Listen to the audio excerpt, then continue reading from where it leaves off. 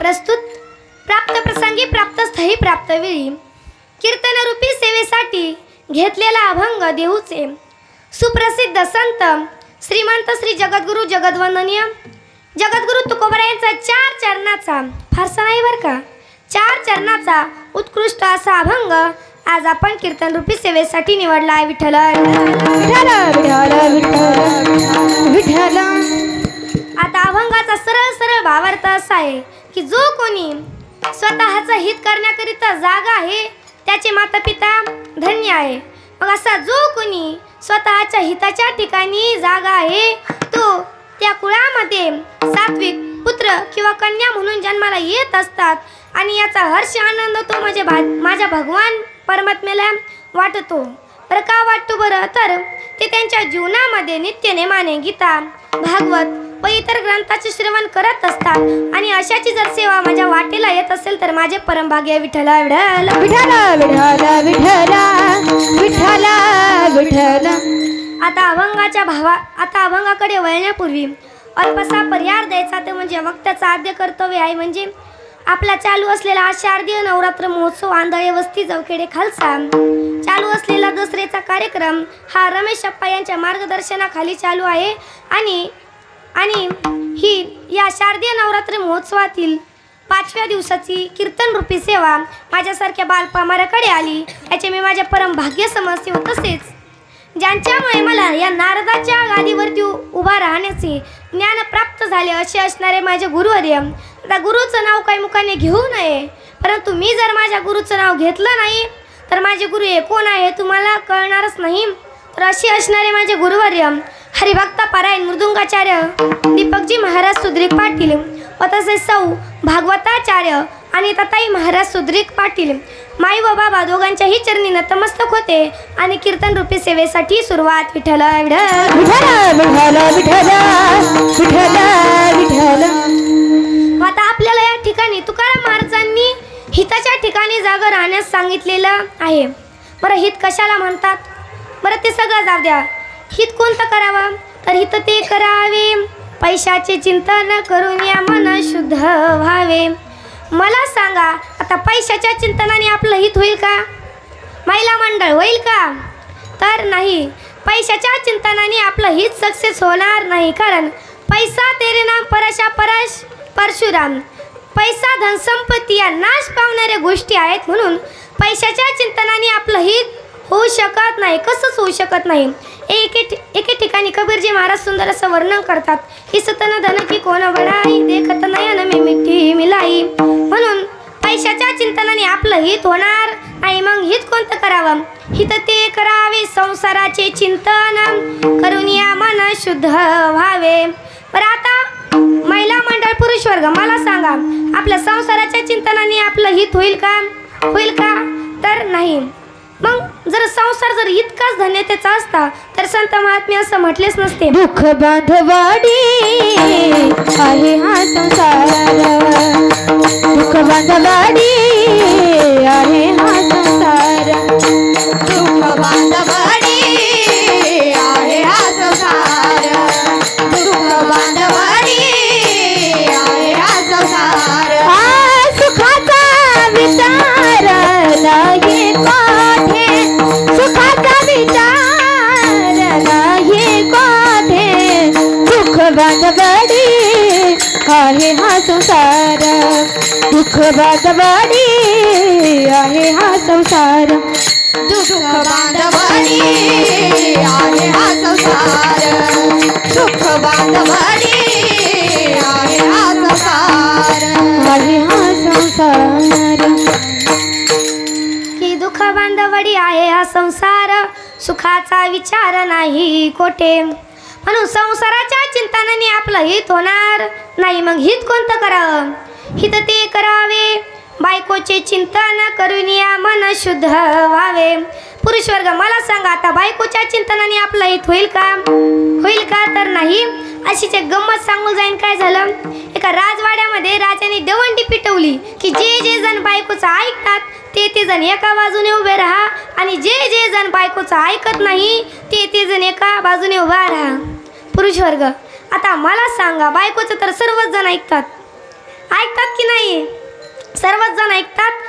मग सर्वजण बायकोच्या ऐकणाऱ्या लाईनमध्ये उभे राहिले. इथपर्यंत महाराज राजा सुद्धा बायकोच्या ऐकणाऱ्या लाईनमध्ये उभा राहिला. आता किती जरी शहाण्याची गर्दी असली तरी एक महिना 1.5 शहाणा असतोच. तिथं असाच एक 1.5 शहाणा होता. मग तो बायकोच्या न ऐकणाऱ्या लाईनमध्ये उभा राहिला. राजाने त्याला प्रश्न विचारला की का रे बाबा, तू काय बायकोचं ऐकत नाहीस का? तर तो म्हटला, हो राजासाहेब, ऐकतो ना. माझी बायको म्हणलेली आहे की जास्त गर्दीत घुसत जाऊ नका. आता महिला मंडळ, पुरुष वर्ग, मला सांगा, आता ह्या बिचाऱ्याने काही बायकोचं न ऐकण्याचं पाप केलं होतं का?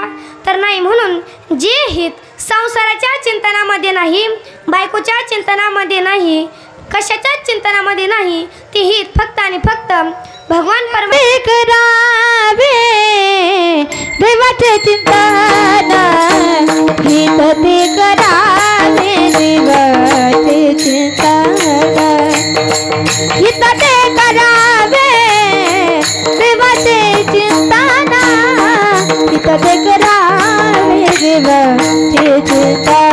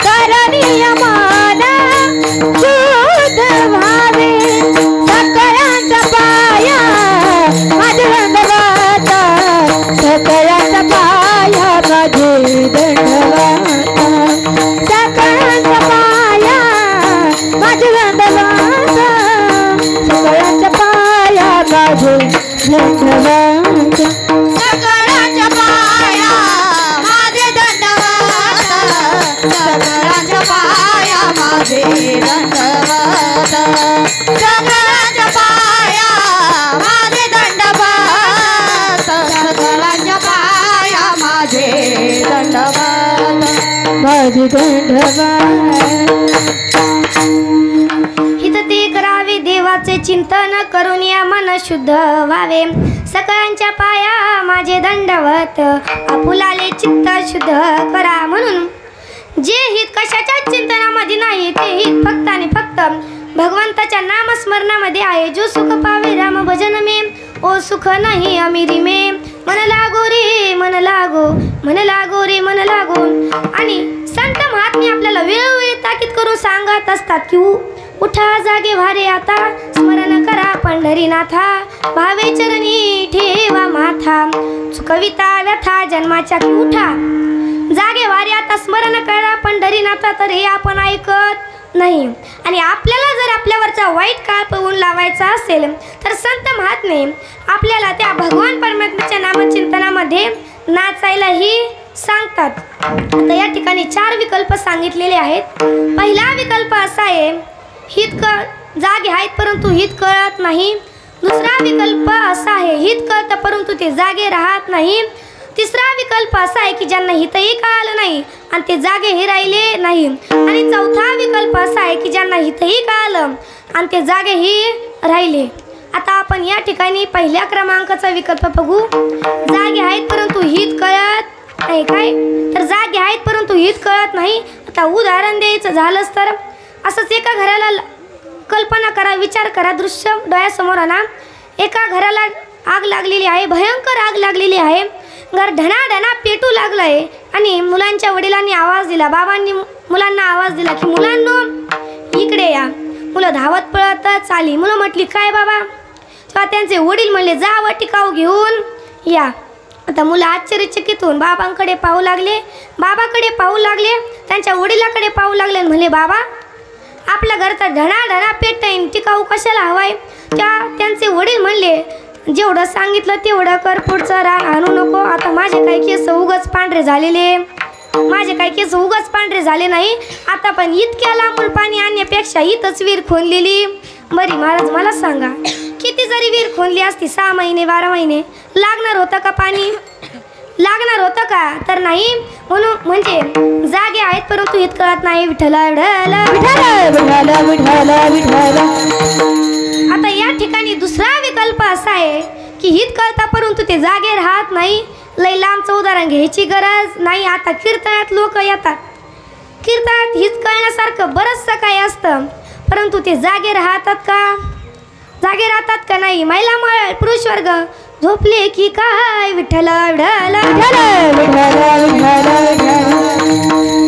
आणि या ठिकाणी तिसरा विकल्प असा आहे की ज्यांना हितही कळालं नाही आणि ते जागेही राहिले नाही महाराज, ते आपल्याला सांगत असतात की पुण्य म्हणजे भलताप आणि पाप म्हणजे चमकी. महाराज हा तर बुवा लोकांचा सांगायचा धंदाच झाला. जोपर्यंत आयुष्य आहे, जीवन आहे, खायचं प्यायचं मस्त मजेत, येतं जीवम सुखम जीवितन. म्हणजे महाराज असं सांगत असताना महाराज आजकालचे लोक तर इतके चिकट बाबा बाबा बाबा लय चिकट निघाले. असंच काय झालं, एक महाराज होते लय श्रीमंत होते पण लय चिकट महाराज, लय चिकट आणि लय श्रीमंत बरं का. आणि ते परंतु ते लग्नच करीत नव्हते. पण आता इतका श्रीमंत महाराज आहे, लग्न का करीत नसन बाबा? गावातल्या लोकांना प्रश्न पडायचा. गावातल्या 2-4 जणांनी ठरवलं की बाबा उद्या जायचं आणि याला विचारायचं की बाबा तू लग्न का करीत नाही. दुसऱ्या दिवशी हे 2-4 जण गेले आणि त्याच्यामधल्या एका वृद्ध आजोबांनी विचारले की बाबा तू लग्न का करीत नाही. तर ते महाराज म्हणले काय सांगो बाबा, बायको जर उधळपट्टीची भेटली तर चिकट होते ना. मग ते वृद्ध आजोबा म्हटले की बाबा तुला कशी बायको हवी. ते म्हटले मला उधळपट्टीची बायको नाही. आता तुम्हाला सांगण्याचं तात्पर्य झालं तर थोडीशी चिकट. हां मला बायको उधळपट्टीची नाही पाहिजे. ते वृद्ध आजोबा म्हटले हाय बाबा आपल्याकडे पोरगी. ते म्हटले मला तिचं उदाहरण सांगा. ते वृद्ध आजोबा म्हटले की मला सांगा आता तुम्ही सर्दी झाल्यावर काय घेता? महिला मंडळ पुरुष वर्ग काय घेता? गोळ्या औषध घेता की नाही? महाराज ती पोरगी इतकी चिकट होती सर्दी झाली की शेंबूड तशीच घेऊन घ्यायची. विठ्ठला विठ्ठला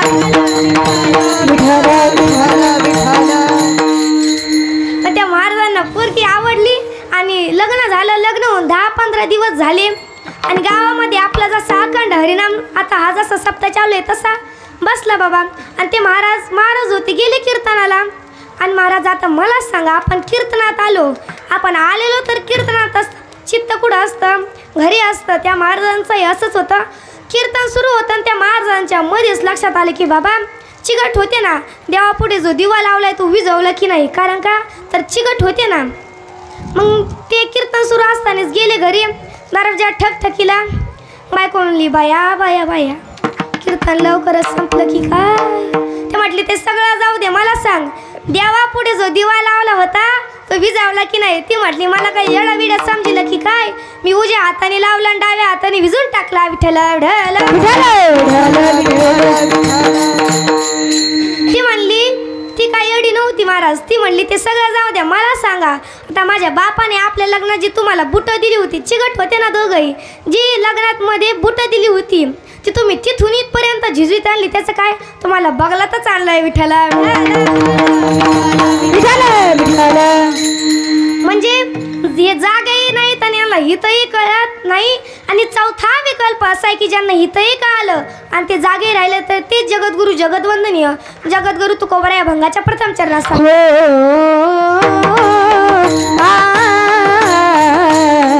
आपुलिया हिता जोते जगत हो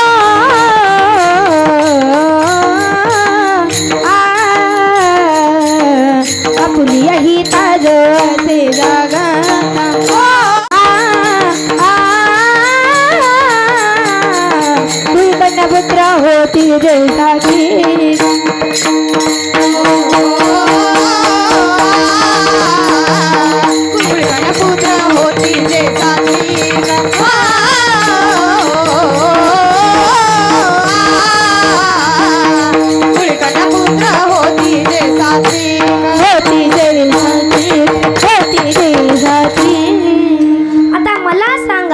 प्रत्येकाला वाटतं की मी श्रीमंत असावं, प्रत्येकाला वाटतं की मी पुण्यवान असावं, प्रत्येकाला वाटतं की माझी भांडणे तंडणे कुणाशी नसू नये किंवा कोणाशी नसावे, होऊ नये किंवा कोणाशी नसावे. आणि प्रत्येकाला वाटतं की मी निर्भय असावं. लक्ष देऊ नये का? श्रीमंत व्हायचं असेल तर दारिद्र्याचा नाश पाहिजे, पुण्यवान व्हायचं असेल तर मागच्या पापांचा नाश पाहिजे, कुणाशी भांडणे तंडणे होऊ नये किंवा कोणाशी नसावे असं जर वाटत असेल तर आपली जास्त बडबड ही मंद पाहिजे, आणि निर्भय राहायचं असेल तर जागा म्हणून जो कोणी त्याच्या ठिकाणी जागा आहे तो तर धन्य आहेच, यात काही नवल नाही तर त्याचे माता पिता ही धन्य आहेत. म्हणून जोपर्यंत शरीररूपी घर आहे, इंद्रियात ताकद आहे, लांब असं आयुष्य आहे, तोपर्यंत जो कोणी त्याच्या ठिकाणी जागा आहे त्याचे माता पिता धन्य आहेत. धन्य माता पिता तयाची या. बरं, तुकाराम महाराजांनी असं इथं असं लिहिलं असतं की धन्य पिता माता तयाची या. जमलं असतं का हो? बरं, का जमलं नसतं? जमलंही असतं, परंतु का मातेला अगोदरचा क्रमांक दिला? तर संतांचं वाङ्मय हे शास्त्राच्या आधारे असल्यामुळे शास्त्रामध्ये अगोदर मातृदेवो भव आणि नंतरून पितृदेवो भव लिहिलेलं आहे. म्हणून मातेला पहिला क्रमांक विठ्ठल विठ्ठल म्हणून संतांचं वाङ्मय हे शास्त्राच्या आधारे असल्यामुळे मातेला पहिला क्रमांक दिलेला आहे. मग म्हणून बरं, तरी सुद्धा काय, आता हे कलियुग आहे तरी सुद्धा का मातेला पहिला क्रमांक? तर मुलं जन्माला आल्याच्या नंतर महत्त्वाचे संस्कार हे मातेच्या हातात असतात. जिच्या हाती पाळण्याची दोरी तिचं जगाला उधारी. म्हणून ज्या त्या माता माऊलीने ठरवायचं की आपापल्या मुलाबाळांवरती कसे संस्कार लावायचे. आणि माझी एक गोष्ट लक्षात ठेवा, मुलाबाळांवरती संस्कार हे हाणून मारून होत नसतात, तर आपल्या बोलण्या चालण्या वागण्यावरतून होत असतात. कशी होत असतात? सुंदर असा दृष्टांत आहे, सांगून जाईन त्या अगोदर थोडंसं नामचिंतन करा. विठ्ठल एक मध्यवयीन गृहस्थ आणि त्याचा 7 वर्षाचा मुलगा हे शेतामधून जात असताना एक शेतकरी नांगरणी करत असतो. आणि नांगरणी करत असताना त्या शेतकऱ्याचा मळकटलेला शर्ट हा एका बुंद्याला, आंब्याच्या झाडाच्या बुंद्याला अडकवलेला असतो. आता तो 7 वर्षाच्या मुलाने तो शर्ट बघितला आणि तो म्हटला की बाबा, त्याच्या डोक्यामध्ये खुटफुट सुरू झाली. तो त्याच्या वडिलांना म्हणला, 7 वर्षाचा मुलगा तो त्याच्या वडिलांना म्हणला की बाबा, आपण या शर्टाच्या खिशामध्ये ना काय करू, तर 2-3 शेत होतं, नांगरणी चालू होती, आपण काय करू, तर 2-3 मातीचे दगड टाकून देऊ. तर तो म्हटले, त्याचे वडील म्हटले की हो बाळा, फार मजा येईल, परंतु याच्यात थोडा बदल करू. काय करू म्हणे, तर तुला 2-3 मातीचे दगडच टाकायचेत ना, तर 2-3 काय करू, 2 चांदीचे नाणे टाकू, बघ किती मजा येते. तेव्हा तो मुलगा म्हटला की नाही बाबा, 2-3 मातीचे दगडच टाकू, किती मजा येईल. त्याचे वडील म्हटले, अरे बाळा, टाकून तर बघ 2 चांदीचे नाणे, किती मजा येते. तेव्हा तो मुलगा म्हणला ठीक आहे, टाकून बघू. थोडासा नाराजीने कबूल झाला, मनात बोलू शकला की मज्जा तर काही येणार नाही, उलट आपलेच 2 चांदीचे नाणे हे वायाला जातील. मग दोघे काय केलं, त्याच्या वडिलांनी काय केलं, 2 चांदीचे नाणे घेतले आणि त्या शर्टाच्या खिशामध्ये, त्या मळकटलेल्या खिशामध्ये टाकले. आता टाकल्याच्या नंतर दोघेही बापलेक एका आंब्याच्या झाडाच्या मोठ्या खोडामागे जाऊन लपले.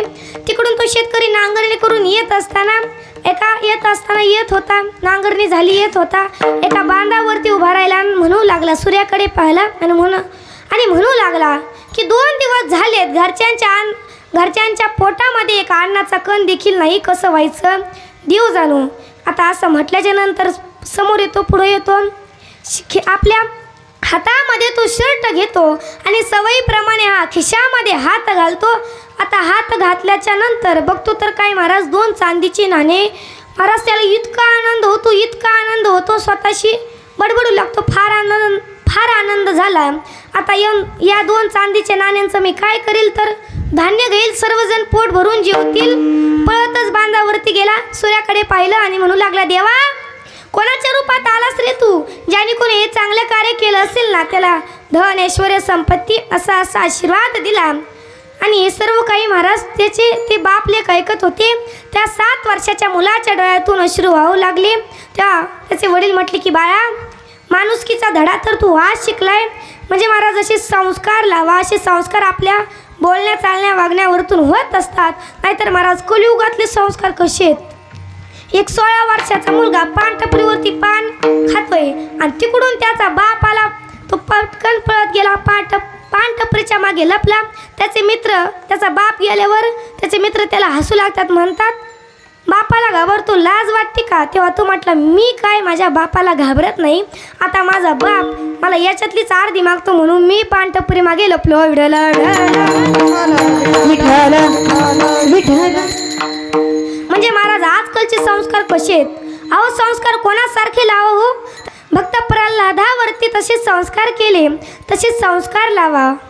आणि माझ्या माँसाहेब जिजाऊने छत्रपती शिवाजी महाराजांवरती कसे संस्कार केले हो, कसे संस्कार केले. म्हणून आज आपण हे भजन कीर्तन आपलं आज चालू आहे. माझ्या माँसाहेब जिजाऊंना जेव्हा कळलं की गर्भात मुलं आहे, भवानी मातेला नवस केला, तुला जर मुलगा होऊन द्यायचा असेल ना तर स्वराज्य निर्माण करेन असा मुलगा जन्माला येऊ दे. म्हणून महाराज आज माझ्या माँसाहेब जिजाऊंची पुण्याई फळाला आली. माझ्या जिजाऊची पुण्याई कशी आली या फळाला, माझ्या जिजाऊची पुण्याई कशी आली या फळाला. तो बापाचा बापाचा बापाचा बापाचा बापाचा बापाचा तो बापाचा बाप बघ शुभा जन्मला, तो बापाचा बाप बघ शुभा जन्मला, तो बापाचा बाप वाघ शुभा जन्मला, तो बापाचा बाप वाघ शुभा जन्मला. आता होती माझी जाऊची शपथ घेतली स्वराज्यात, जन कल्याणाची शिकवण जगात गुरु तुकोबाची. तरण बांधिले स्वराज्याचे या तरुणा गडाला, तरण बांधिले स्वराज्याचे या तरुणा गडाला. तो बापाचा बापाचा बापाचा बापाचा बापा, तो बापाचा बाप वाघ शुभा जन्मला, तो बापाचा बाप वाघ शुभा जन्मला, तो बापाचा बाप वाघ शुभा जन्मला, तो बापाचा बाप वाघ शुभा जन्मला. माझी जाऊने दिया हवी सुंदर शिवाजी राजा, माझी जाऊने दिया हवी सुंदर शिवाजी राजा, दिया हवी सुंदर शिवाजी राजा. तो बापाचा बाप वाघ शुभा जन्मला, तो बापाचा बाप वाघ शुभा जन्मला, तो बापाचा बाप वाघ शुभा जन्मला, तो बापाचा बाप वाघ शुभा जन्मला. छत्रपती शिवाजी महाराज की जय. धर्मवीर संभाजी महाराज की जय भवानी, जय शिवाजी, जय जय जय जय जय भवानी, जय जय जय जय जय शिवाजी, भारत माता की जय. तो बापाचा बाप वाघ शुभा जन्मला, तो बापाचा बाप वाघ शुभा जन्मला, तो बापाचा बाप वाघ शुभा जन्मला, तो बापाचा बाप वाघ शुभा जन्मला.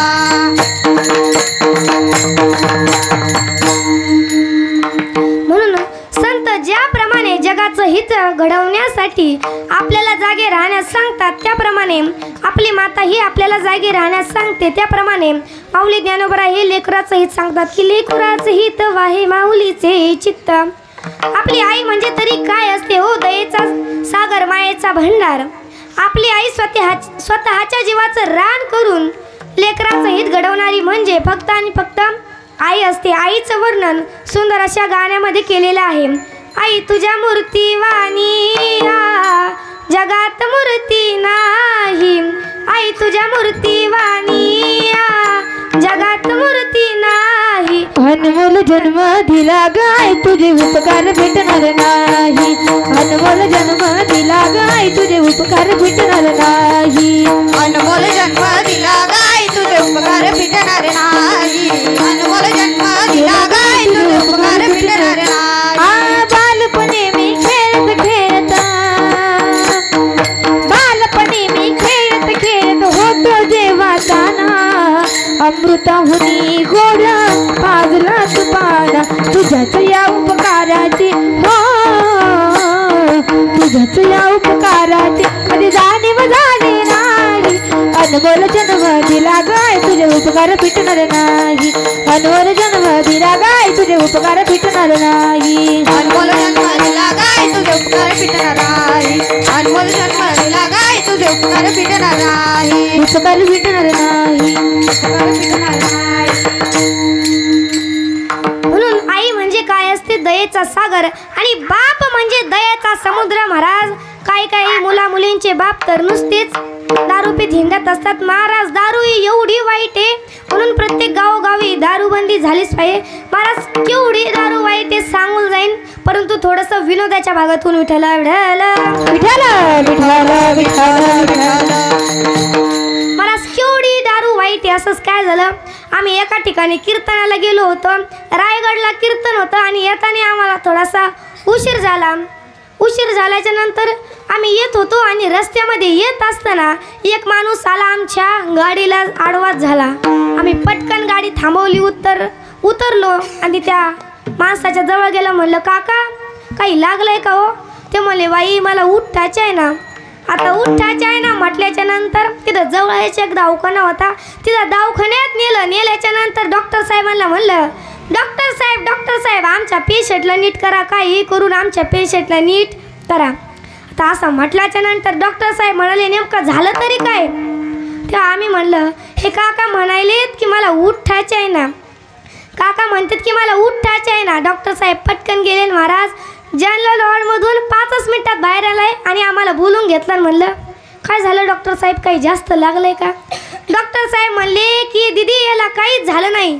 म्हणलं, असं कसं काहीतरी झालं असेल, काय झालं? तेव्हा ते डॉक्टर साहेब म्हणले की दीदी काहीच झालं नाही.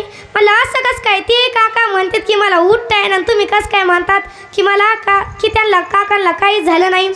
तेव्हा आम्हाला डॉक्टर साहेबांनी सांगितलं की दीदी हा माणूस इतका दारू पिला की वॉशरूमला गेला आणि शर्टची गुंजी पॅन्टच्या हुकमध्ये अडकून दिली. विठ्ठला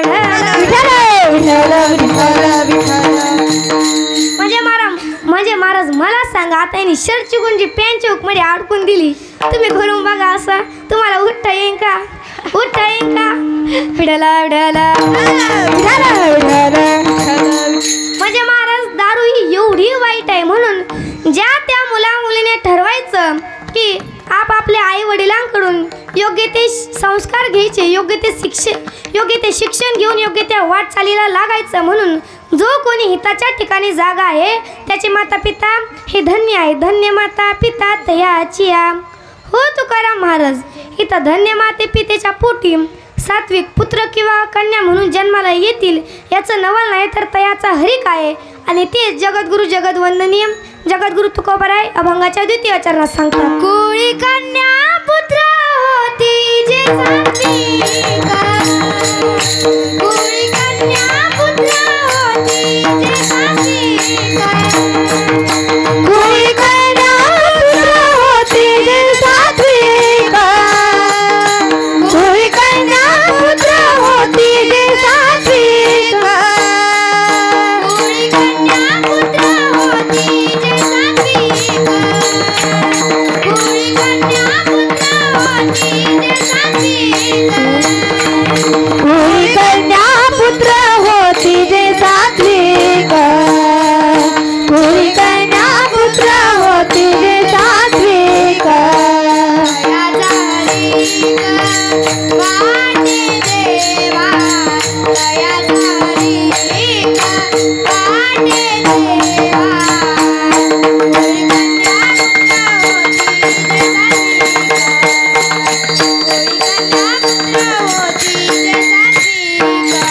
तयाचा हरिका वाटे देवा, तयाचा हरिका वाटे देवा, कुळी कन्या पुत्र होती जे सात्विक, कुळी कन्या पुत्र होती जे सात्विक.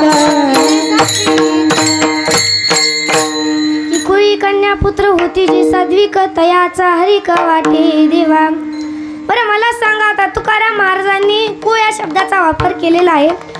कुळ हा शब्द इथं वापर केलेला आहे. मग कुळ कशाला म्हणतात तर 21 पिढ्या मिळून एक कुळ तयार होतं, याला कुळ असे म्हणतात. आणि या 21 पिढ्या मिळून एक कुळ तयार होतं आणि या कुळामध्ये एक जरी हरिदास वैष्णव जन्माला आला तरी त्या कुळाचा महाराज उद्धार झाल्याशिवाय राहत नाही. म्हणून अशाच्या पवित्र कुळामध्ये पवित्र देशामध्ये सात्विक हरीचे दास जन्माला येतात. पवित्र ते कुळा पावन तो देश, पवित्र ते कुळा पावन तो देश, पवित्र ते कुळा पावन तो देश, पवित्र ते कुळा पावन तो देश. जेथे हरी हरीचे दास जन्म घेते हरीचे दास जन्म घेते कर्म धर्म त्यांचा झाला नारायण कर्म धर्म त्यांचा झाला नारायण सर्व धर्म त्यांचा झाला नारायण सर्व धर्म त्यांचा झाला नारायण. आता तसं पाहायला गेलं तर आपली ही भारताची भूमी फार पवित्र आहे. बरं का पवित्र आहे तर आपल्या या भारताच्या भूमीमध्ये अनेक अनेक साधू मंडळी जन्माला येऊन गेली. माझे माऊली ज्ञानोबा आहे, तुकोबा आहे, एकनाथ महाराज, नामदेव महाराज आणि या सर्व संत मंडळीचं एकत्रितकरण वर्णन करून संत श्रेष्ठ बहिणाबाई यांनी वारकरी संप्रदायाची इमारत उभा केली. संत कृपा झाली इमारत फळाली ज्ञानदेवा रचिला पाया जेने उभारीला देवालया. म्हणून आपली ही भारताची भूमी फार पवित्र आहे महाराज, फार पवित्र आहे. आणि या भारताच्या भूमीमध्ये सात्विक हरीचे दास जन्माला येतात म्हणून आपली ही भारताची भूमी फार पवित्र आहे. तर आता तुमच्या लक्षात आलं असेल की तुकाराम महाराजांनी इथं पहिल्या चरणातही अगोदर मातेला आणि नंतरून पितेला क्रमांक दिलेला आहे. त्याचप्रमाणे दुसऱ्या चरणातही तुकाराम महाराजांनी अगोदर कन्येला आणि नंतरून पुत्राला क्रमांक दिलेला आहे. कुळी कन्या पुत्र होती जैसा द्विक. बरं कोणाच्या लक्षात आलं का तर बरं आता मला सांगा महिला मंडळ पुरुष वर्ग आपल्याला अधिक आनंद केव्हा होतो तर मुलगा जन्माला आल्याच्या नंतरच होतो की नाही. मग काय इथं कन्येला पहिला क्रमांक दिला तर मुलगी ही 42 पिढ्यांचा उद्धार करते आणि मुलगा हा 21. आता तुम्ही म्हणाल की मुलगी 42 पिढ्यांचा उद्धार कसं काय तर तिच्या माहेरचे 21 आणि सासरच्या 21 आणि 21 42 पिढ्यांचा उद्धार करते. म्हणून मुलीला कन्येला पहिला क्रमांक दिलेला आहे आणि बापाला शेवटपर्यंत दुःख देणारी ही कन्याच असते. म्हणून कन्येला तरी का पहिला क्रमांक दिला तर मगाशी सांगून गेले की मुलगी ही 42 पिढ्यांचा उद्धार करते म्हणून. आणि जेव्हा मुलगी आपल्या घरात मुलगी जन्माला आली की तिच्या आईवडिलांना तिच्या लग्नाची चिंता आणि जेव्हा मुलगी पहिल्यांदा घर सोडून सासरला जाते तेव्हा तिच्या बापाला झालेलं दुःख म्हणजे जा सुखाने तू नांदायाला मुली नवा असं कष्ट विले दुःख दिले या जीवाला किंवा भेट दिसी आई या जीवाला. आणि महाराज असा एक जरी पुरुष रडू लागला तरी आपण त्याला हसतो म्हणतो बांगड्या घाल बाई आहेस का. परंतु महाराज आपल्या मुलीला एवढं लहानचं मोठं करायचं तर हाताच्या फोडाप्रमाणे जपायचं आणि शेवटी परक्यांच्या हातात द्यायचं महाराज एक बापच व्हावा लागतो. आणि म्हणून बापाला शेवटपर्यंत दुःख देणारी ही कन्याच असते. काय झालं एकदा स्वामी रामतीर्थ हिमालयाची यात्रा करून येत असताना काय तर स्वामी रामतीर्थ हिमालयाची यात्रा करून येत असताना एक वृद्ध वडील त्यांच्या 2-4 वर्षाच्या मुलीला कडेवरती घेऊन चालले असतात. तेव्हा स्वामी म्हणतात कि आपकी गोद में जो बच्चा है ना वो मेरे पास दे दीजिए, आपकी थकान कम हो जाएगी और मुझे भी आनंद मिलेगा. तेव्हा त्या वडिलांचे उद्गार निघाले नमो नारायण. मेरी गोद में बेटा होता तो मैं दे देता लेकिन मेरी गोद में बेटा नहीं बल्कि बेटी है और एक बेटी का बोझ कभी एक बाप को नहीं होता महाराज. म्हणजे बापाला शेवटपर्यंत दुःख देणारी ही कन्याच असते. अजून एक दृष्टांत सांगू जाईन थोडंसं नामचिंतन करा विडलं.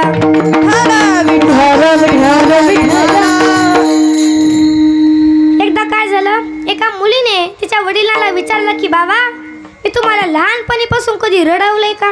तेव्हा तिचे वडील म्हणले की का ग पिल्लू असं अचानक का विचारते. तेव्हा ती मुलगी म्हटली की बाबा सांगा ना प्लीज कधी रडवलंय का. तेव्हा तिचे वडील म्हटले की बाळा जेव्हा तू 3 वर्षाची होती ना तेव्हा मी तुझ्यासमोर 3 वस्तू मांडल्या होत्या खेळणी पेन आणि पैसा. मी तुझ्याकडे आतुरतेने पाहत होतो तूही माझ्याकडे उत्साहाने पाहत होती आणि एका क्षणार्धात तू समोर आली सर्व काही सामान बाजूला सारलं लोटलं आणि तू माझ्या मिठीत येऊन शिरली बाळा. वाटलं नव्हतं की मीही तुझी एक प्रकारची आवड असू शकतो. म्हणजे महाराज बापाला शेवटपर्यंत दुःख देणारी ही मुलगीच असते. अजून एक दृष्टांत सांगू जाईन म्हणजे आपल्या मुलाबाळांवरती चांगले संस्कार करा. तर कसे संस्कार करा तर एक दृष्टांत सांगून जाईन, परंतु थोड्याशा विनोदाच्या भागातून विठ्ठल असंच काय झालं, एक कॉलेज कुमार त्याच्या आवडत्या मैत्रिणी समोर जातो, म्हणतो की बाई तू जरी माझी नसलीस ना तरी तू माझीच आहे, कारण तू या भारतात राहती आणि भारत माझा देश आहे. आणि मग ती मुलगी ही चांगल्या घराण्यातली होती, संस्कार बरं का, ती मुलगी ही चांगल्या घराण्यातली होती. तिच्या आईवडिलांनी तिच्यावरती चांगले संस्कार लावले होते. तेव्हा ती म्हणते की दादा तू जरी मला तुझी बहीण मानत नसलास ना तरी मी तुझी बहीण आहे, कारण की तू या भारतात राहतो, भारत माझा देश आहे, सारे भारतीय माझे बांधव आहे. विषय संपला. जय हिंद, जय महाराष्ट्र. म्हणजे महाराज असे संस्कार लावा. आणि आपल्या वारकरी संप्रदायात देखील आपल्याला अशा कितीतरी महिलांची उदाहरणे घेता येतील. संत जनाबाई, म्हणजे संत जनाबाईंचा जन्म परभणी जिल्ह्यात गंगाखेड तालुक्यात एका गरीब घराण्यामध्ये संत जनाबाईंचा जन्म झाला. संतांचा जन्म झाला महाराज. संत जनाबाईची एवढी भक्ती वाढली की उत्तर भारतातून जनाबाईला लोक पंढरपुरामध्ये बघायला यायचे की नेमकं संत जनाबाई या आदर्श महिला आहेत तरी कोण. म्हणजे महाराज इतकी भक्ती वाढली. माझ्या संत जनाबाईंचा अधिकार हा एवढा मोठा होता की जनाबाईंनी सकाळी लवकर उठावं, झाडलोट करावं आणि जगाच्या मालकांना केर भरावं, एवढा मोठा अधिकार माझ्या संत जनाबाईंचा होता.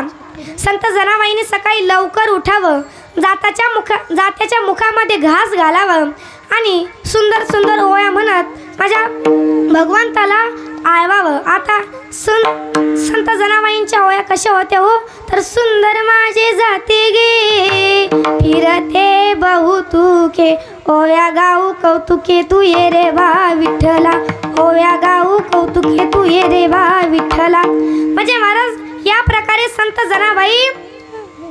जनाबाई ओव्या म्हणायच्या आणि जात्याच्या मुखी घालिते मोत्याचे दाणे, तुझ्या कृपेने मला विठ्ठला काही नाही उरे, देवा काही नाही उरे, पांडुरंग काही नाही उरे, विठ्ठला काही नाही रे, देवा काही नाही रे, पांडुरंग काही नाही रे. याप्रमाणे संत जनाबाई दळीत ओव्या गात असायच्या. आणि माझ्या संत जनाबाईचा अधिकार एवढा मोठा होता. दळण दळीता महाराज माझ्या भगवान परमात्मा पांडुरंग देखील जनाबाईला दळण दळू लागण्यासाठी यायचा. मग जनाबाई पुढे म्हणायच्या विठ्ठल माझी माता ग, विठ्ठल माझा पिता ग. त्याप्रमाणे भगवान परमात्मा देखील जनाबाईच्या मागे म्हणायचे विठ्ठल माझी माता ग, विठ्ठल माझा पिता ग.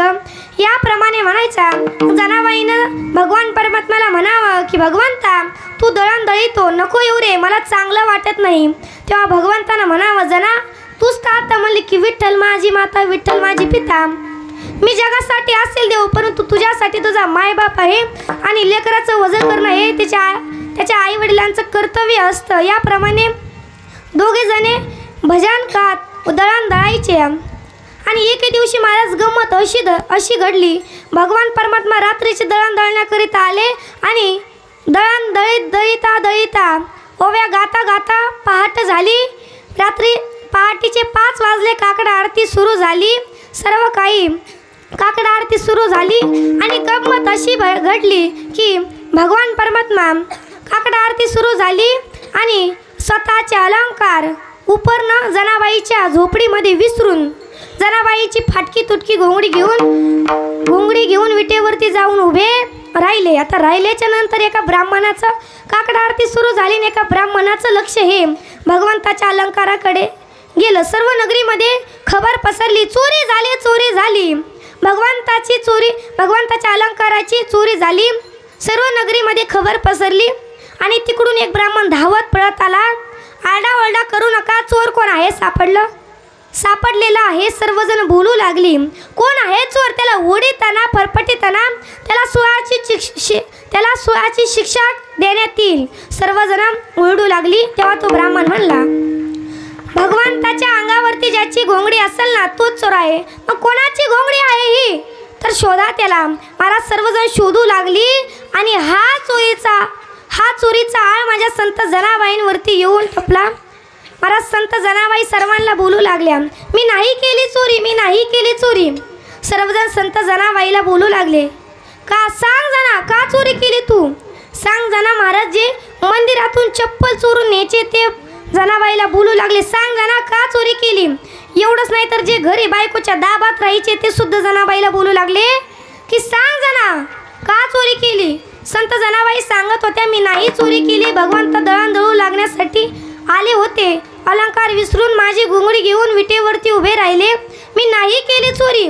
मग सर्वजण बोलू लागली, का तू नाही केली? मग तुझी घोंगडी कस काय भगवंताच्या अंगावरती? महाराज संत जनाबाईला हे कळून चुकले होते की या गर्दीमध्ये की हा चोरीचा आर म्हणजे माझ्यावरती येऊन टपलेला आहे. संत जनाबाईला सुळाची शिक्षा देण्यात आली. संत जनाबाईंनी हात जोडावं.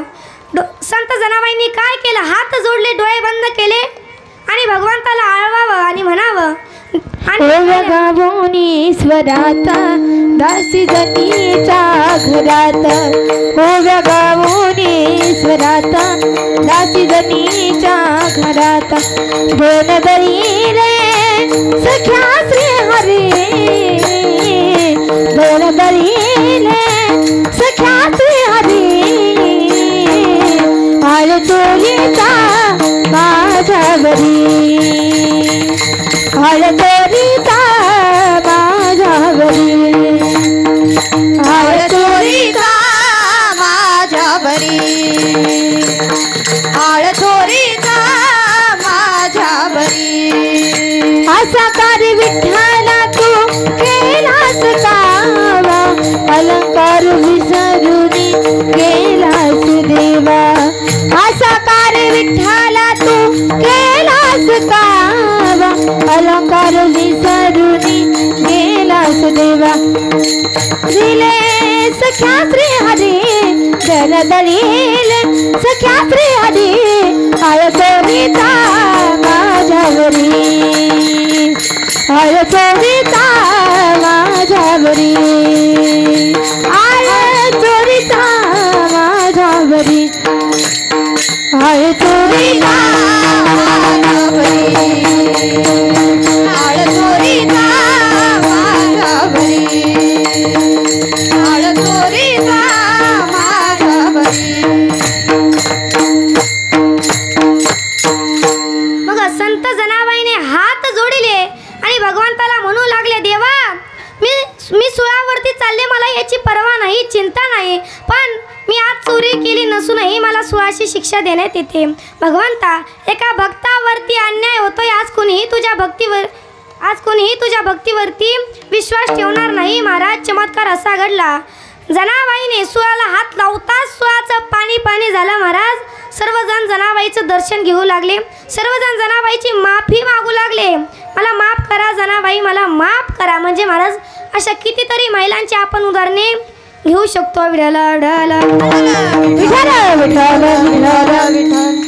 मग मुलगा कसा जन्माला यावा? तर तो कन्येप्रमाणे पूर्ण कुळाचा उद्धार करीन असा मुलगा जन्माला यावा. आणि महाराज आजकालची भक्ती कशी आहे?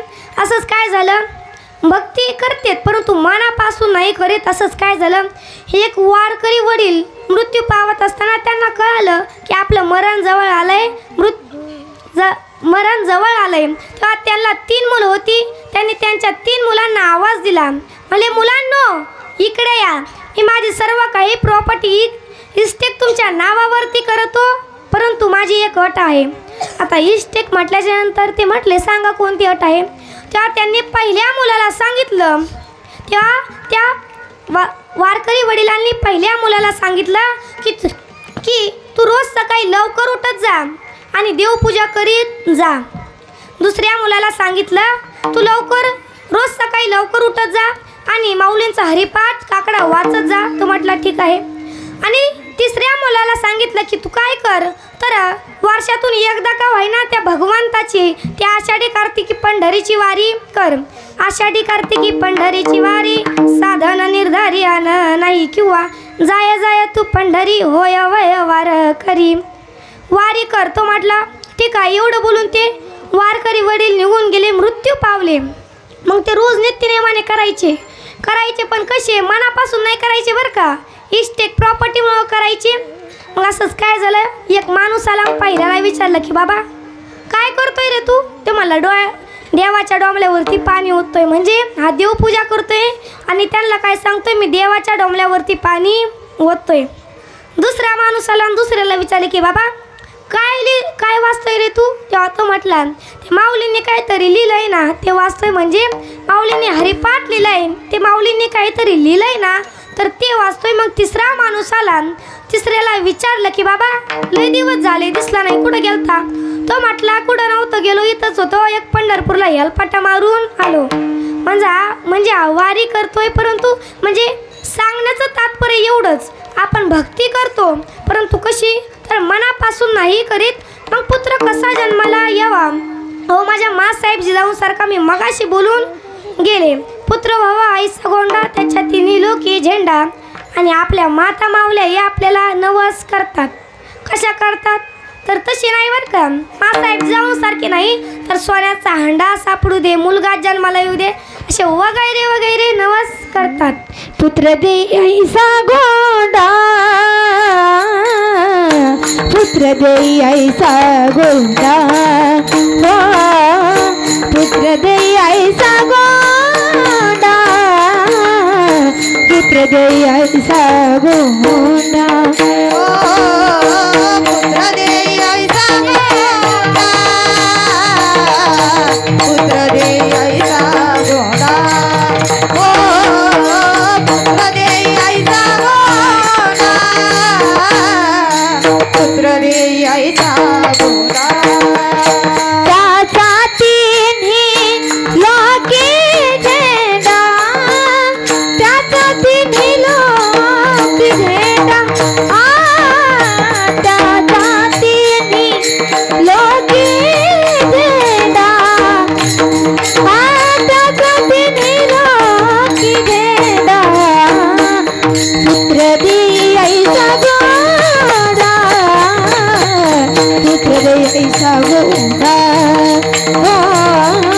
पुत्र दे ऐसा गोंडा, पुत्र दे ऐसा गोंडा, पुत्र दे ऐसा गोंडा. पुत्र दे ऐसा गोंडा, पुत्र दे ऐसा गोंडा, पुत्र दे ऐसा गोंडा.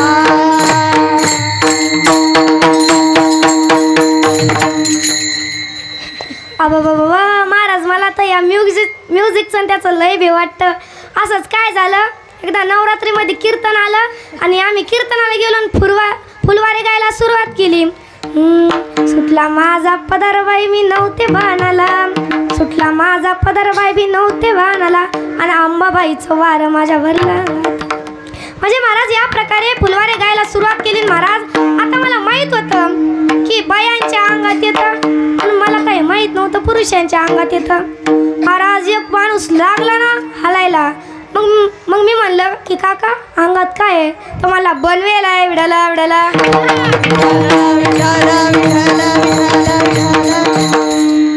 म्हणजे महाराज या प्रकारे आणि मग पुत्र कैसा, मग पुत्र भगीरथ राजासारखा जन्माला यावा.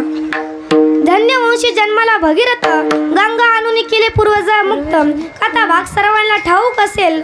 अशा सागरास किती पुत्र होते महाराज, 60,000 पुत्र होते. ऋषींच्या श्रापाने एकही जिवंत राहिले नाही, सर्वजण जळून भस्म झाले. मग त्या कुळामध्ये एक भगीरथ नावाचा पुत्र जन्माला आला आणि महाराज त्याने पूर्ण कुळाचा उद्धार केला. काय केलं तर त्याने गंगे मातेची आराधना सुरू केली. गंगा माता प्रसन्न झाल्या, म्हटल्या महाग तुला काय मागायचं. तो म्हटला, माझी अशी इच्छा आहे की मला माझ्या कुळाचा उद्धार करायचा, तुम्ही पृथ्वीवरती या आणि तुमची गंगा ही माझ्या कुळाला स्पर्श करा. तेव्हा गंगा माता म्हटल्या, मी येईल, परंतु मी एवढ्या वरतून येईन, मग माझा वेग कोण अडवणार? आणि येता येता तशीच मी पातळात गेले तर काय करू? तुझ्या नामस्मरणाचा काही फायदा होणार नाही. आणि तसं पाहायला गेलं तर या मृत्यू लोकात फार पापी लोक आहे, मग ते माझ्या गंगेमध्ये स्नान करतील, मग मी इतकं मोठं पाप कुठे घालू? तेव्हा मग गंगा माता म्हटल्या की मी पृथ्वीवरती येण्यास तयार नाही. मग भगीरथ राजाने भगवान शंकराची आराधना सुरू केली. भगवान शंकर प्रसन्न झाले. प्रसन्न झाल्याच्या नंतर भगवान शंकर म्हणले, प्रसन्न आहे, तुझ्यावर माग काय मागायचं? तेव्हा तो भगीरथ राजा म्हटला, जेव्हा गंगा माता पृथ्वीवरती येतील ना, तेव्हा तुम्ही त्यांचा वेग अडवायचा. भोळे शंकर भोळे दैत्य म्हटले, हो ठीक आहे. मग भगीरथ राजाने गंगा मातेकडे गेले. भगीरथ राजा गेले. गंगा मातेकडे गेल्याच्या नंतर गंगा मातेला म्हटले, तुम्ही म्हणतायत ना की माझा वेग कोण अडवतील, कोण अडवेल? तेव्हा भगवान शंकर हा तुमचा वेग अडवतील. आणि तुम्ही म्हणतात ना की मृत्यू लोकात फार पापी लोक आहे, ते माझ्या गंगेमध्ये स्नान करतील, एवढं पाप पुढं घालू तर ते पाप मी घेईल. भगीरथ राजा म्हटला, ते पाप मी घेईल. मृत्यू लोकात जसे पापी लोक आहेत ना, तेवढे साधू महात्मे आहेत आणि त्यांच्या साधू संतांच्या कृपा आशीर्वादाने ते पाप नाहीसे होईल. मग काय भगीरथ राजा पुढे आणि गंगा माता ह्या मागे महाराज. अशा प्रकारे भगीरथ राजाने म्हणजे पूर्ण कुळाचा उद्धार केला. म्हणून असे पुत्र जन्माला यायला पाहिजे. आणि म्हणून असे कुळी कन्या पुत्र होती, जे साध्विक तयाचा हरिक वाटे देवा. ते त्यांच्या जीवनामध्ये काय करतात? मी मगाशी बोलून गेले सुरुवातीलाच की गीता भागवत या ग्रंथाचं श्रवण करतात, तर तेच तुकाराम महाराज अभंगाच्या तृतीय वचनात सांगतात. गीता भागवत करीती श्रवण, हो गीता भागवत करीती श्रवण, हो गीता भागवत करीती श्रवण, हो गीता भागवत करीती श्रवण. अखंड चिंतन विठोबाचे, अखंड चिंतन विठोबाचे, अखंड चिंतन विठोबाचे, अखंड चिंतन विठोबाचे. पुत्र होती जे सात्विक, हो कुलकर्णी पुत्र होती जे सात्विक, हो कुलकर्णी पुत्र होती जे सात्विक, कुलकर्णी पुत्र होती जे सात्विक, कुळकन्या पुत्र होती जे सात्विक, हो कुळकन्या पुत्र होती जे सात्विक, हो कुळकन्या पुत्र होती जे सात्विक, हो कुळकन्या पुत्र होती जे सात्विक, होती जे सात्विक. आता वारकरी संप्रदायाचे नियमाप्रमाणे भजन होईल. महिला मंडळ, पुरुष वर्ग सर्वांनी हात वरती करा. जेवढ्यांना मी निसते आणि जे मला फक्तात त्यांनी सर्वांनी हात वरती करा. सर्वांनी केले का? हो तरी म्हणा, केले का? विठोबा रखुमाई, विठोबा रखुमाई, विठोबा रखुमाई, विठोबा रखुमाई, विठोबा रखुमाई, विठोबा रखुमाई, विठोबा रखुमाई, विठोबा रखुमाई, विठोबा रखुमाई, विठोबा रखुमाई, विठोबा रखुमाई, विठोबा रखुमाई, विठोबा रखुमाई, विठोबा रखुमाई, विठोबा रखुमाई, विठोबा रखुमाई. जय जय जय जय जय जय जय हरि जय जय हरि जय जय हरि जय जय हरि जय जय, हरि जय जय जय हरि जय जय हरि जय जय हरि जय जय हरि जय जय हरि जय जय, हरि जय जय हरि जय जय हरि जय जय हरि जय जय, हरि जय जय हरि जय जय हरि जय जय हरि जय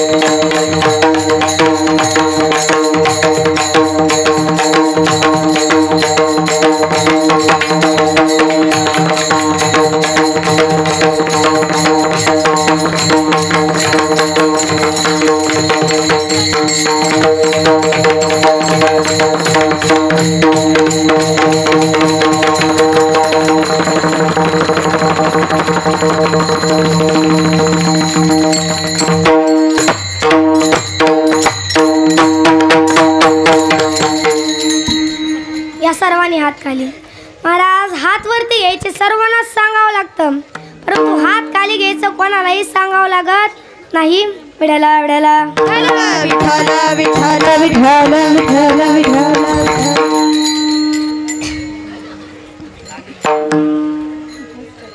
विठ्ठल विठ्ठल विठ्ठल विठ्ठल विठ्ठल विठ्ठल विठ्ठल विठ्ठल.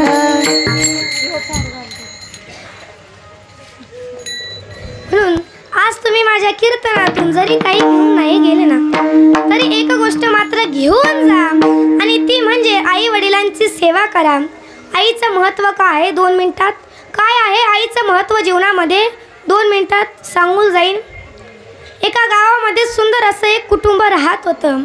श्याम आणि त्याचे आई वडील, सुखी कुटुंब चालू होतं. एके दिवशी श्याम व त्याचे आई वडील हे पंढरपूरला दर्शनाकरिता गेले, आणि दर्शन चांगलं झालं. आणि येत असताना रस्त्यामध्ये एक वाईट घटना घडली. महाराज काय झालं तर श्याम रस्ता क्रॉस करत असताना समोरून एक मोठा ट्रक आला आणि श्यामच्या आईचा ॲक्सिडेंट झाला, आणि श्यामच्या आई जागीच रथपान झाली. महाराज श्याम त्याच्या आईच्या डेड बॉडी जवळ गेल्याच्या नंतर म्हटला, आई उठ ना ग आई, मला शाळेत जायचे. आई मला डब्बा भरून दे. आई मला बॉटल भरून दे. आई मला शाळेत जायचे.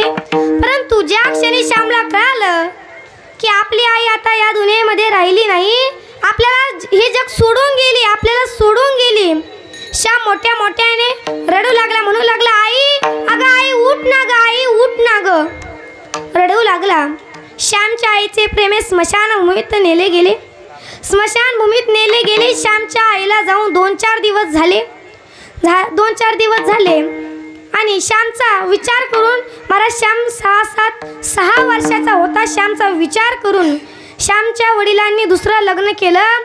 मायबापांना लक्षात ठेवा, सावत्र आई सावत्रच असते, ती कधीही सख्या आईची जागा घेऊ शकत नाही. सावत्र आई, श्यामची सावत्र आई त्याला खूप त्रास द्यायची, सर्व काम श्यामकडून करून घ्यायची, फार त्रास द्यायची. महाराज एके दिवशी तर तिने एवढे मोठा कपड्याचा ढीग आणला.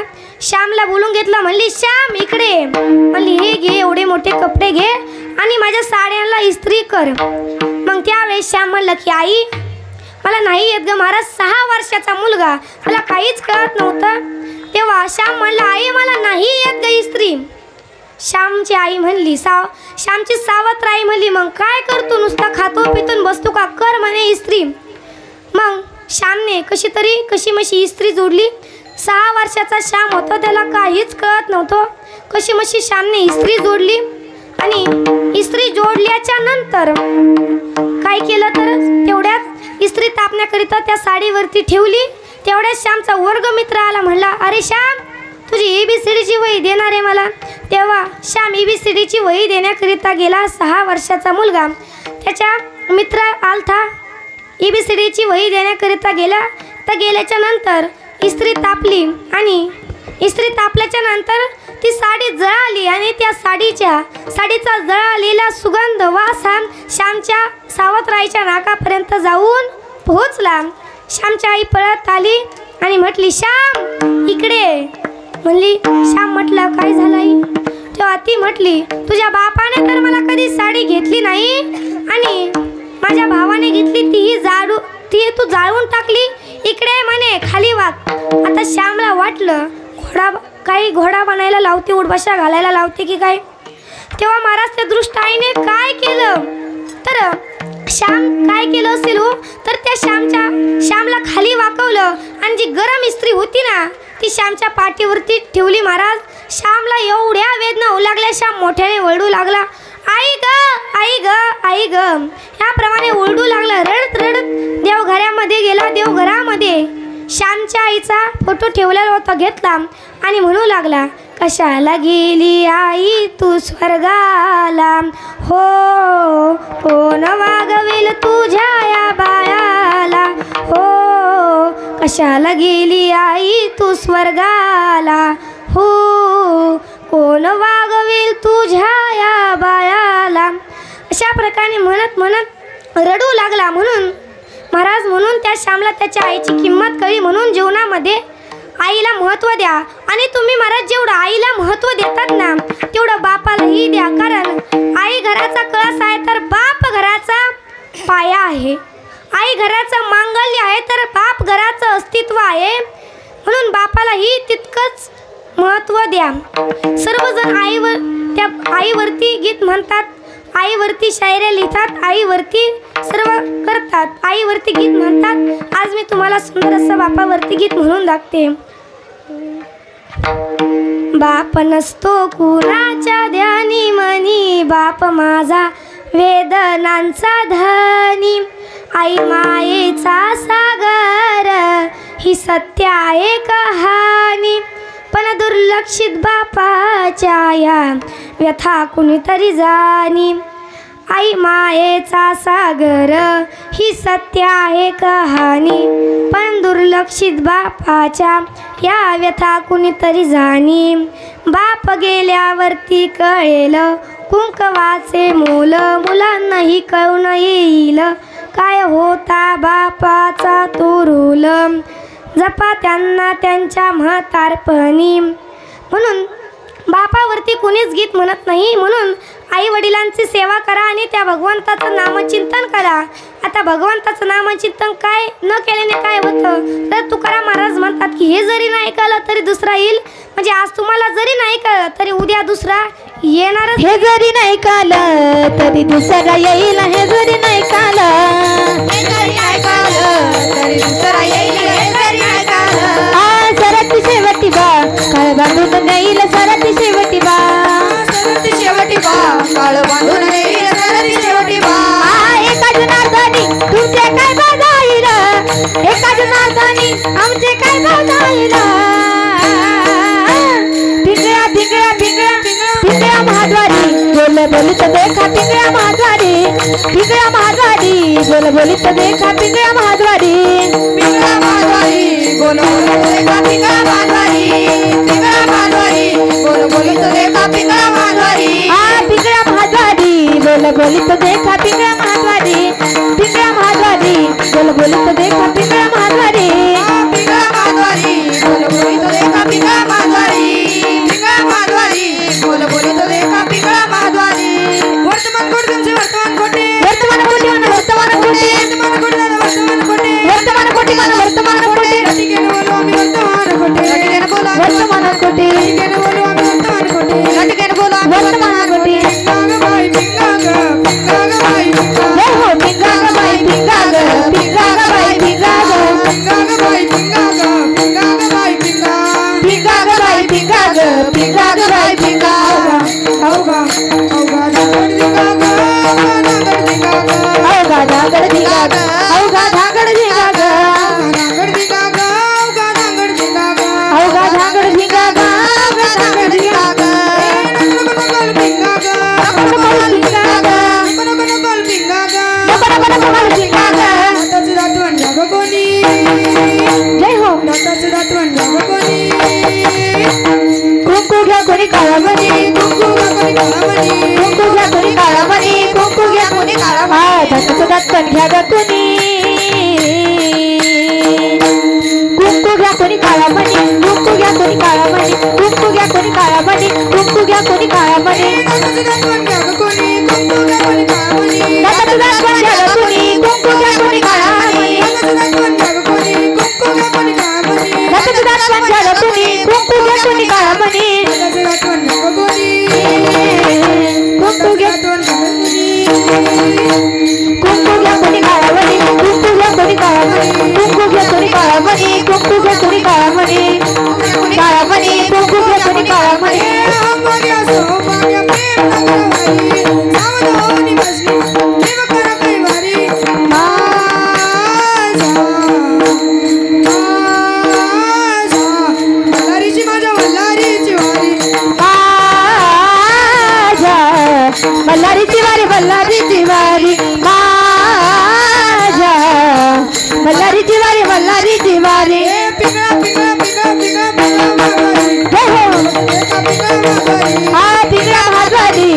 बोलित देखा पिंगळा महाद्वारी पिंगळा महाद्वारी गोड बोलित देखा पिंगळा महाद्वारी पिंगळा महाद्वारी गोड बोलित देखा पिंगळा महाद्वारी पिंगळा महाद्वारी गोड बोलित देखा पिंगळा महाद्वारी पिंगळा महाद्वारी.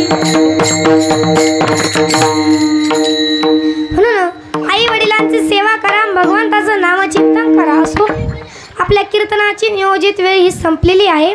आज ज्यांनी माझ्या कीर्तनामध्ये रंग भरवण्याचं काम केलं असे असणारे मृदुंगाचार्य वेदांत महाराज सुसे व तसेच कृष्णा महाराज कचरे अंतकरणापासून फार सुंदर पकवाज वाजून मला कीर्तनाची साथ दिली. तसेच गायनाचार्य शिवानदिदी जाधव असतील, श्वेतादिदी बडे असतील, श्रुतीदिदी केंद्रे असतील, अंतकरणापासून आभार विनेकरी आमच्या स्नेहल दिदी नवले असतील, सर्वांचे अंतकरणापासून आभार. आणि तसेच आज माझ्या कीर्तनाला कांबळे सर जे उपस्थित असतील असे असणारे कांबळे सर असतील, आमचे बडे काका असतील, तसेच नवले काका असतील, सरगड काका असतील व तसेच आपल्या गावातले महाराज, आता त्यांचं नाव काय मुखाने घेऊ नये परंतु मतकर महाराज असतील, अंतकरणापासून आभार व तसेच सर्वांचेच आभार. व तसेच ज्यांनी माझी व्हिडिओ शूटिंग काढण्याचं काम केलं असे असणारे हरिभक्त परायण विकास महाराज अवसरे यांचं वारकरी व्यासपीठ आहे. सर्वांनी यांच्या चॅनलला शेअर करा, लाईक करा.